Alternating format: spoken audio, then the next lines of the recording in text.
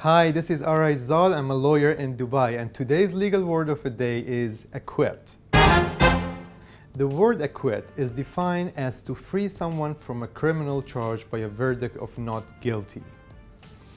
In an example, if someone is accused of forgery and then the court investigates about him and realizes that he did not commit that crime, then they will issue a judgment and free that person from all the criminal charges. In this situation, he has been acquitted. The word acquit can also be used interchangeably with words like absolve or discharge. I hope this video helps you with your future conversation with any lawyer in Dubai.